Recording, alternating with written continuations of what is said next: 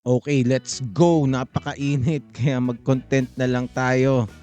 Let's talk about this viral issue na laganap sa aking news feed sa Facebook. Okay, so I'm talking about the issue tungkol sa Banksy Universe, a supposed exhibit na mga gawa ng isang Batikan na artist sa UK at saka sa US, si Banksy nga, at in-announce ng BGC at ng Metropolitan Museum of Manila na magkakaroon daw siya ng exhibit dito. Okay, so punta natin. So ito yung announcement nila, no? So Bonifacio Global City dun sa Facebook page nila. Sabi nila, spraying soon. Tapos Banksy Universe PH. Okay. Sumalit! Sumabit sila dahil nilagay nila itong linya na ito in quotation marks. Art is not a crime. Okay? So, okay. Madaming konteksto dito sa sa issue na to. Okay? And actually uh sa my personal opinion about Banksy, we're gonna talk about Banksy later, okay? More on him later kasi madaming interesting shit about Banksy. Pero overall, I like the lore. I like yung enigmatic persona niya and the legend behind him. Yun nga lang, I also find deep hypocrisy about him, his works, and his entire persona, and honestly about the people who idolizes him. Okay? So, kasi Banksy is, aside from being a renowned artist, he is also known for being subversive, subversibo. Okay? So, aktivista itong si Banksy. At yung kanyang mga art, ang art niya kasi is is street art basically, mga graffiti. So gumagawa siya ng mga graffiti sa mga pader. Nagsimula siya sa UK eh. Tapos unti-unti nakarating na siya ng US, nakarating pa siya ng Gaza, sa Gaza Strip. Hindi, sa West Bank pala, sa West Bank, sa Israel at saka sa Palestine. Okay, so itong artist na ito ay revered by many activists all over the world. Kaya ito na, ito ang dahil diyan ay dahil dito nga sa sinabi niya na art is not a crime. 'Di ba? Art is not a crime, sabi ng Bonifacio Global City, ang tahanan ng mga elites sa Pilipinas. Diyos ko po, ito ang pinakamalaking blunder nyo ngayong taon. 'Di ba? Sinabi nyo, art is not a crime. Using the persona of a renowned activist with millions of followers around the world. So, ito siguro, they could have inedit nila to mamaya eh. Okay, so puntahan muna natin yung response na nagsimula ng lahat ng hula baloo dito sa issue na to. Okay? Ayan, itong Sunny Takor na ito, Sunny Takor, isa kang bayani. Sino ka man, Sunny Takor. Mekos-mekos ka ata, Sunny Takor. Okay, so dahil dito sa post na to, Art is not a crime, sinagot siya nitong namekos-mekos siya ni Sunny Takor. Sabi niya, "Hi, does this mean we can paint the walls of BGC without any repercussions? Asking for a friend." Di ba? So, wala. Checkmate na yun. Checkmate na kasi wala ka nang sagot dun eh. Kasi sumabit ka na dito, art is not a crime. So basically, ang implication nito is kung ang paniniwala nyo ay art is not a crime, then kasi art ang kaya 'di ba street art ang art ni Banksy. Okay? Ilatag lang natin. Para lang dun sa mga ano, medyo hindi mag-grasp kung ano to. So dahil street art ang kanyang art, madalas siyang mahuli ng mga pulis habang nag-paint sila sa mga walls, sa mga basta doon sa London at kung saan-saan pa. Okay? Well, in fairness, maganda naman talaga yung art ni Banksy if you're gonna look at it. It is very distinct. Unang tingin mo pa lang mukha alam mo ng Banksy, 'di ba? Or parang, "Uy, Banksy 'to, ah." Ayan, oh, nakikita mo. Very creative. So nandito this is how creative he is. So as an artist, magaling din talaga tong si Banksy. So hindi siya yung basta nagva-vandalize lang. But still, even if he does good art like this, bawal pa rin yan. Bawal pa rin yan in most cities around the world. Okay? So, ito ang sinasabi niya, art is not a crime. 'Di ba? Art is not a crime. So, wag niyong hulihin yung mga street artist. Basically, yun ang ano nito. Yun ang ibig sabihin ng art is not a crime. Yun ang konteksto. So, eto, itong si Sunny Takor, inepala nila. Okay, so kung gano'n, pwede kaming gumawa ng art sa BGC Art, supposedly. 'Di ba? Well, pag-usapan natin mamaya kung ano ba yung art. Okay? So, ngayon, ito ba ang second blunder ng BGC? Nireplyan niya pa. 'Di ba? BGC, wag niyo na kasi, ba't mo kasi nireplyan? 'Di ba? Alam mong troll question, nireplyan mo pa, tatanga-tanga kayo. 'Di ba? So, sumagot siya. Hi, Sunny. Thanks for your inquiry. Banksy Universe will be an art exhibition at the Met Museum. Art murals and executions in and around BGC remain to be curated and permitted. Okay, so dahil diyan, 'yan, dito sa ito yung ano ito yung mga syempre, yung mga buzzwords na they blew out of proportion. Curated, art murals. Kumbaga, art is curated and permitted. So kailangan mo pa na magpaalam at sila pa ang mag-a-approve kung alin yung art na supposedly is not a crime na pwede mong ilagay sa mga walls niya. 'Di ba? So dahil diyan, ayan, nakita niyo naman daming reaction, 2.1 thousand na laugh reacts, and I'm sure mas madami pa yan ngayon, and naging viral ito, especially in the activist circles. Let's just call it for what it is, 'di ba? Unang-una sila man ng ano si Banksy hindi naman sikat dito 'di ba? Hindi man sikat si Banksy talaga dito sa Pilipinas. At eto merong article ang tawag dito, Rappler. Siyempre nangunguna ang Rappler sa pag-cover nito, 'di ba? Explaining the things that I said earlier, 'di ba? And eto, they have curated um comments from netizens. Ayan, may mga nagrereklamo na kumbaga basically they are pointing out the hypocrisy of BGC. Okay? Na parang sabi mo art is not a crime, pero eto may sinasabi sila dito na bawal local creatives mag-shoot sa area. 'Di ba? You need to be a famous artist first before we let you spray on our walls. 'Di ba?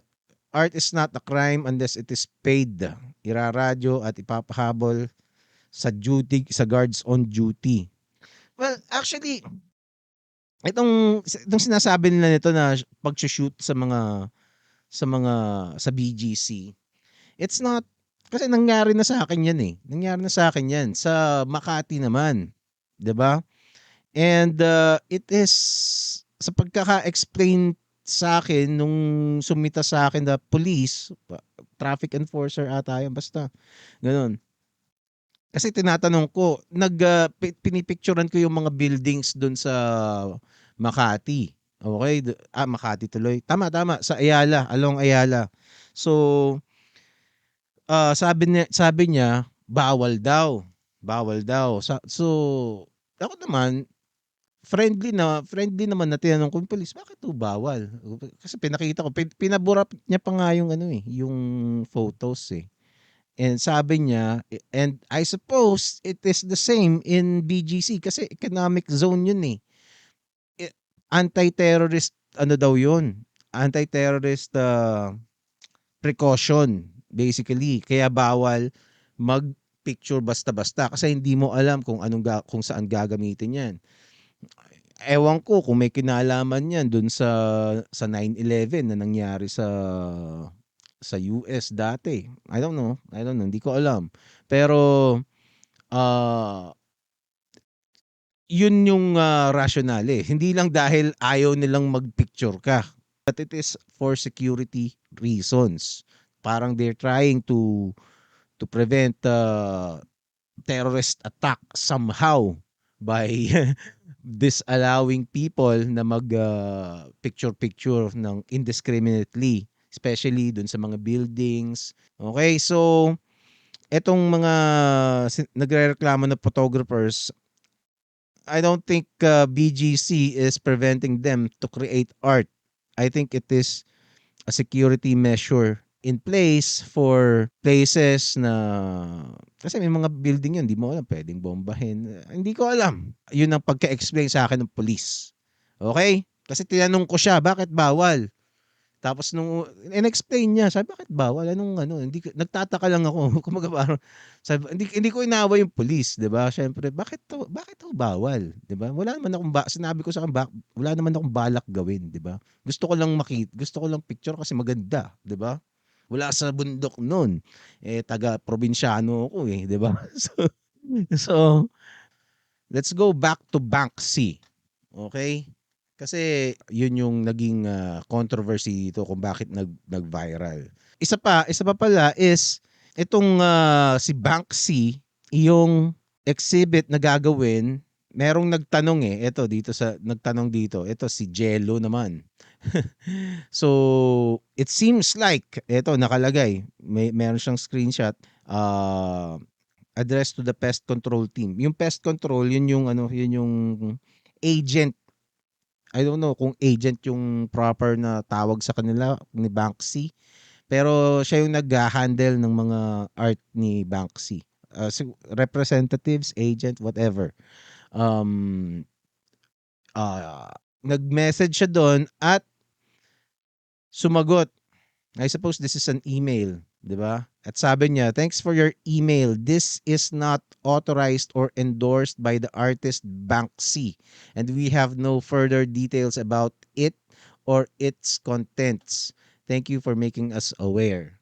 Okay, so lumalabas na bootleg ang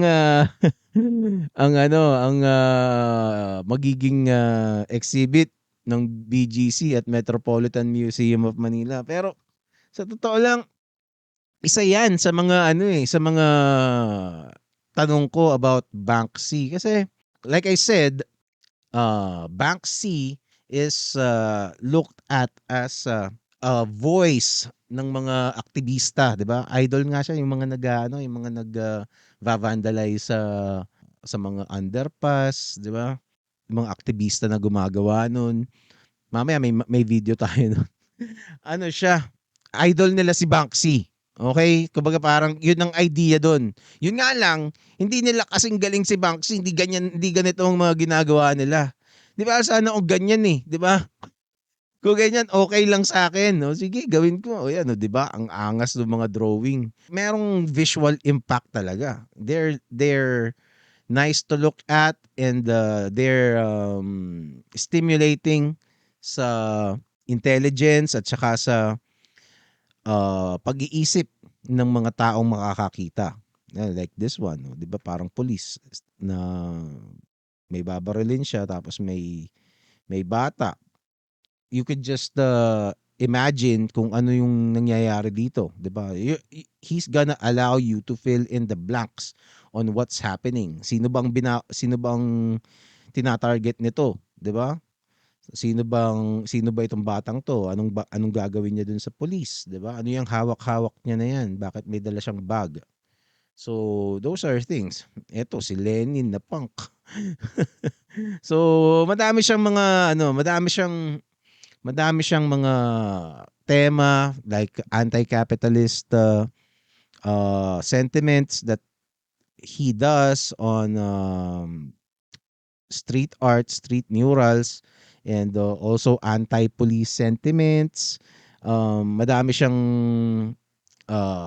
may mga philosophical siya na shit like this, I suppose. And also children, I suppose innocence is also a thing about him. And ito, if graffiti changed anything, it would be illegal. Yun.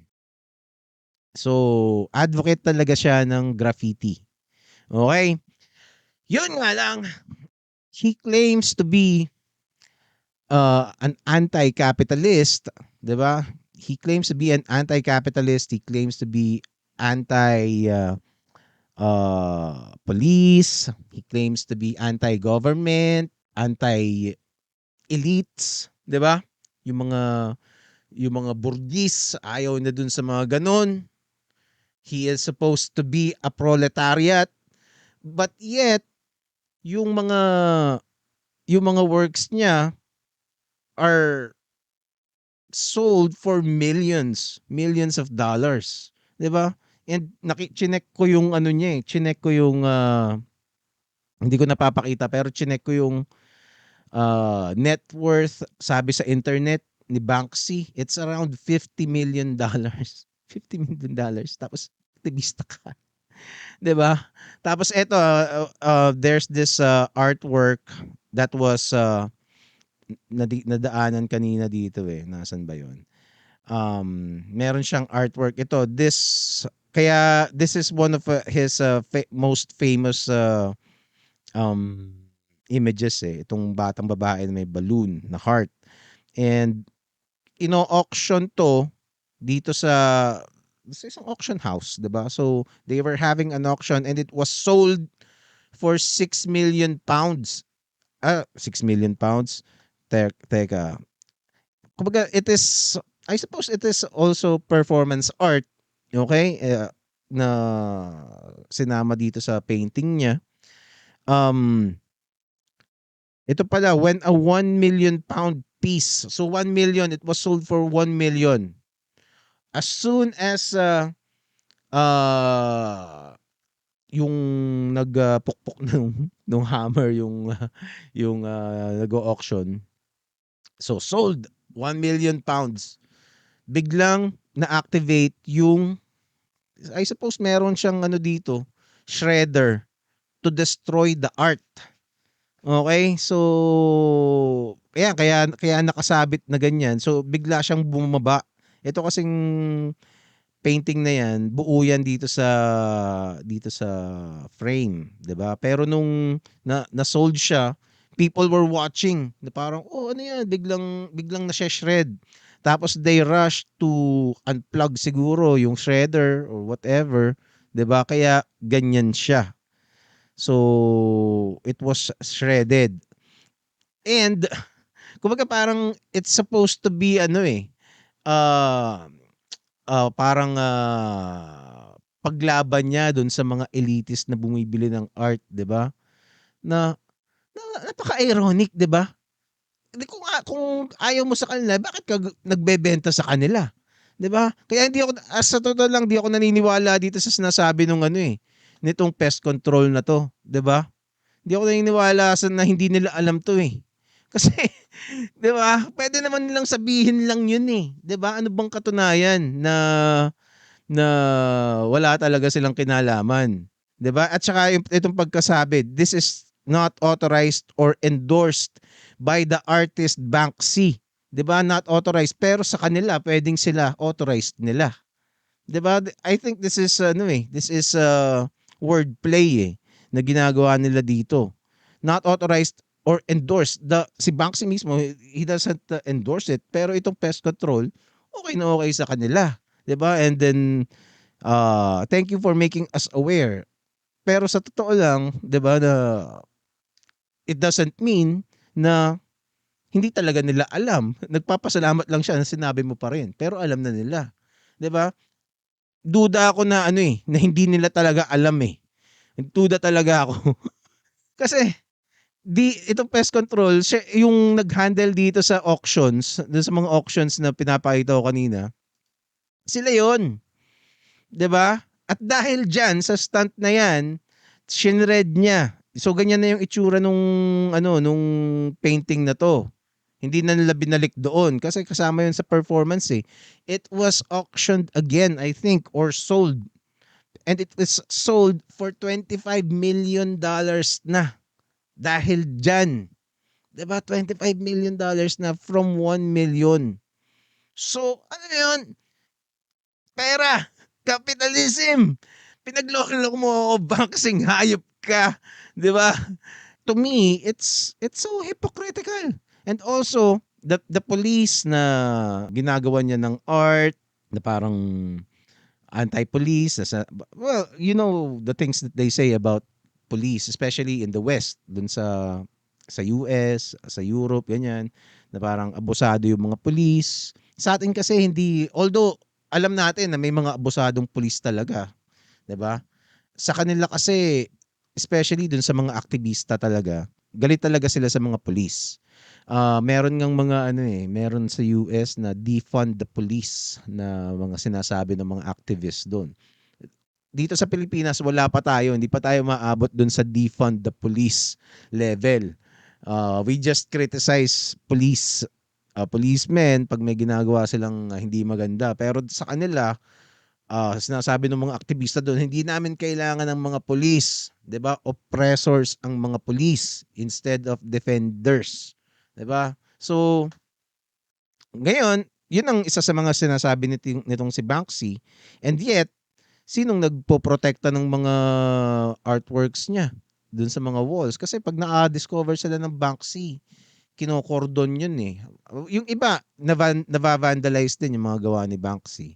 Diba? May mga nasira na rin na gawa niya eh. Pero pag naagapan, mga polis yung nagbabantay ng mga art na nakalagay sa mga pader. Diba? So, it's ironic. Actually, medyo kasi ang style kasi ni Banksy, matagal na niyang gawain yan. Based dun sa napanood ko before about Banksy. He was already an activist in his teens. And dahil artist siya, uh, nag pag pag nagva-vandalize sila, um, yung traditional method ginagawa nila, spray paint, 'di ba? Tapos yung talagang hands-on na siguro may mga brushes pa sila na on the spot nila ginagawa. Okay? Pero madalas silang mahuli. So problema nila yung lagi silang nahuhuli, hindi nila natatapos yung art nila. So ang ginawa ni Banksy, nakaisip siya, meron siyang nakita na something mga stencils, and naisip niya, gagawa siya ng stencil, 'di ba? Stencil ibig sabihin parang babakatin mo, parang yung silk screen, 'di ba? Stencil 'yun eh. So pag dating nila sa location, i-sprayan na lang nila, 'di ba? So isang ganunan lang nila, tapos na, konting finishing touches na lang kasi naka-stencil na, 'di ba? So ganun yung diskarte ni Banksy. Sa totoo lang nagaganda na ako kay I'm glad na merong Banksy. I find him hypocritical, and I find him to be full of shit kasi yun nga yung mga sinasabi niya na anti-capitalist siya while actively participating in capitalist bourgeois na mga activities, 'di ba? What can be more bourgeois than the art world, than the art scene? Doon pinakamadaming bourgeois talaga pag nakita mo. Tapos hindi nila kailangan maging mayaman. 'Di ba may mga mahihirap na burgis sa art scene. Toto real talk lang. Pero of course hindi naman natin lalahatin, 'di ba? May mga okey din naman talaga. Pero kung gusto mong makakita ng mga burgis talaga, yung mga pa-art diyan, pumunta ka dun sa mga gallery. Makikita mo talaga. So, si Banksy kasi, more about Banksy, anonymous siya. Okay, nagpa-interview siya pero may takip yung mukha niya. So lalaki si Banksy. Okay? And there's a lot of theories kung sino siya, 'di ba? And sabi member daw siya ng Massive Attack na band. Isa 'yun. Tapos merong isang lalaki na siya din daw 'yun based dun sa mga travel notes and et cetera, et cetera. And pero right now he has not confirmed any theory about him. Okay, so anonymous pa rin siya. And minsan maglalabas siya ng mga statements na let's say ang daming bumili nung ano, he sold the artwork for millions and bigla siyang kumbaga after the fact na nakabenta ka ng milyones, sasabihin mo, I can't believe these morons would pay for this shit. After the fact na eh. 'Di ba? Pero kung ayaw mo, eh di wag mong tanggapin yung pera. 'Di ba? O kaya wag ka nang gumawa. Pero tinanggap niya rin yung pera. Nasa kanya yung pera. Nasa kanya yung net worth niya. Milyonaryo siya ngayon. He enjoys his fame, his notoriety. But I like the lore na parang merong isang guerrilla artist creating street art. Tapos people like him, people hate him. I suppose di naman hate kasi I don't hate him. I'm just parang napapataas lang ako ng kilay dun sa mga sinasabi niya. And I just find it hypocritical to yung mga madami sa mga ginagawa niyang statements. But I appreciate the artistry. These are really powerful visuals. Ito, oh, 'di ba? Ang ganda. As an artist, coming up with something like this takes heavy amounts of thought, heavy amounts of insight, skill as an artist, and siguro kasama rin yung pagpaplano ng kung paano mo i-execute yung pag graffiti. Yan, no, ito parang pinapat down nung babaeng bata yung police, di ba? It's unusual and it is powerful, and then the gun is broken dito sa gilid, di ba? Ito ang simple lang nito, di ba? He could have done this for kung stencil yan, saglit na saglit lang talaga yan. Siguro wala pang 5 minutes nakalagay na, nakaalis na sila, di ba? Hindi na nga niya siguro nilagyan ng ano yan eh, ng finishing touches kasi black lang. Okay? And yun. I like the artistry. I like his style. I like the way he thinks. And but I just find him very hypocritical. So, and I don't think di ko alam kung itong mga sumusuporta kay Banksy dito sa Pilipinas are even aware of that. But eto si Tarantadong Kalbo gumawa ng artwork. Ah, ano sabi dito? BGC sweeps the poor under the rug. An epitome of an urban dystopia. Dystopia na agad yun? Sige. Time and time again, it is an illusion. It is not a model for urban planning. It is a bubble in an economy of poverty. Its walls, while immaterial, are higher than that of Intramuros.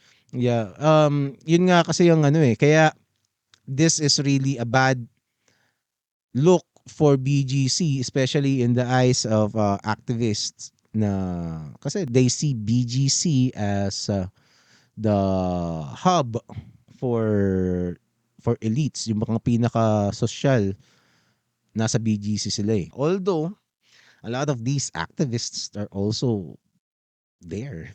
'Di ba? Yung mga atinista, aktivista dun din sila pumupunta, eh, 'di ba? Dun sila naggi-gym, dun sila kumakain, dun sila nagde-date, dun sila nanonood ng movies, dun sila nagmo-mall or I don't know kung ano pang pinaggagawa nila dun. I haven't been to BGC for a long time. But, I suppose sila din pupunta doon sa Banksy exhibit. Who knows? Another aspect in this story is ito, 'tong art is not a crime. Saan napunta yun? Ah, eto, 'tong art is not a crime. Let's go back to street art, okay? Kasi like I said kanina, itong mga gawa ni Banksy, I love it, 'di ba? Ito ang ganda, 'di ba? Kumbaga parang yung mga placement niya are kumbaga kakaiba. Very creative. You see the creativity in all of his works, 'di ba? Talagang pinag-isipan, talagang you know that it is a real artist working on these pieces. Pero yung mga gumagaya sa kanya, like merong isang eto yan, binanata na nila yung BGC. Art is not a crime. Banksy is anti-capitalist. Kuno. Ito, Panday Sining Makati. Panday Sining. Okay, so sinearch ko itong Panday Sining yan, no. Yung Panday Sining na Facebook page and true enough, mga aktivista yung mga nandito, yung sa page nila. Just check it out yourself. Teka, pakita natin nagsaglit. So yan, no. So they have a lots of activist activities all over their Facebook page. And I suppose they're claiming to be artist na aktivista. Yun nga lang, nung nakita ko yung mga art nila, ayan no. I suppose meron siyang jeep niya na nakalagay. Ginagaya nila yung style ni Banksy na stencil art, 'di ba? Kasi like I said, malamang idol ng mga to si Banksy, kaya nila isa si Banksy sa mga inspirations nila. Yun nga lang, eto, oust Duterte. 'Di ba? Yan ba yan ba yung Banksy shit ng Pinoy? 'Di ba? Walang baboy sa palengke, lahat nasa Malacanang. 'Di ba? Ito PS Panday Sining. Lahat nasa Malacanang. Even the words are not written in an artistic manner. Ginagawa niyo diyan? Ano 'yan? Akala ko cubicle ng CR. Hindi pala. Okay, so 'yan yung eto meron naman silang ayan, 'di ba? Diyos ko po. Tapos sasabihin nila art 'yan, 'di ba? 'Yan yung art is not a crime. Na 'yan yung sinasabi nilang art which is 'di ba? Iba yung art, iba yung vandalism. Okay? So, eto, stencil ba nila 'to? Ito, medyo okay 'to, pero although hindi pa rin maganda, hindi mo puwedeng ikumpara dito sa gawa ni Banksy, eh, 'di ba? So, 'yan. Hmm. 'Yan yung Banksy. Banksy Pinas version. Alam mo okey lang, eh, pero gandahan niyo naman. Kung gusto niyong magpaka-Banksy, hindi puwedeng maging Banksy ng kung sino-sino lang, okey? Okey, paglalaban ko 'yan na kasi artist din ako, eh. Pero gandahan niyo, wag niyo sirain yung lugar. Lalo na gustong-gusto nilang i-vandalize yung mga ano, eh, yung mga bagong gawa. Pagka inayos yung tawag dito, yung underpass dun sa Loton, kaya galit na galit si Isko, eh. 'Di ba? Ang tagal ng sira nun, dilapidated na yun. Tapos bigla nilang inayos, 'di ba, inayos yung tiles. Nakailang ayos na yun, eh, yung underpass dun sa Loton na yun. Kasi dumadaan ako dati do'n, papuntang Intramuros, pumunta sa school namin, 'di ba? So, 'pag dumadaan ka do'n nakakatakot talaga, ang baho, minsan may mga tae pa, 'di ba? So, inayos 'yun nung mga early 2000s inayos na 'yun. Tapos nasira ulit, tapos inayos na naman, tapos vinandalize instantly. So, galit na galit si isko. Surprisingly, may mga nagde-defend pa rin na parang masama pa yung ano, parang galit pa sila kay Isko dahil nagagalit siya na sinira yung project ng gobyerno, 'di ba? So yun. If you're gonna do street art, you gotta do it properly, you gonna do it with skill, kumbaga, and you're gonna create something that has impact like katulad nitong tong mga imagery ni Banksy. Go for it. Go for it. I would fully support you. Pero kung maglalagay ka lang ng mga ganyan na taing basura sa mga pader, 'di ba? No matter how good your intention is, pangit talaga. Hindi talaga, hindi dapat ganyan. 'Di ba? Hindi talaga ganyan. 'Di ba? 'Di ba? Kumbaga gumawa kayo ng art na ikaka-proud nyo, 'di ba? Na ikatutuwa ng mga manonood sa halip na sumali sila sa iyo, 'di ba? Mabubwisit sila sa grupo nyo. Kaya si Banksy effective siya. Dahil maganda yung art niya, yung subversive art niya, 'di ba? Kung pangit 'yan, wala namang papansin sa kanya, 'di ba? So if you want to be as effective as Banksy, then put more effort in your vandalism. Make it art. 'Di ba? Hindi porket naglagay ka ng pintura sa pader, automatically art na 'yun. That's not how it works. Okay? So, go ahead. Sabihin niyo yung subjective ang art bullshit, but you know what I mean. Okay? Stop gaslighting me and everybody else, especially yourself. Okay? So, yun muna. Paalam, paalam.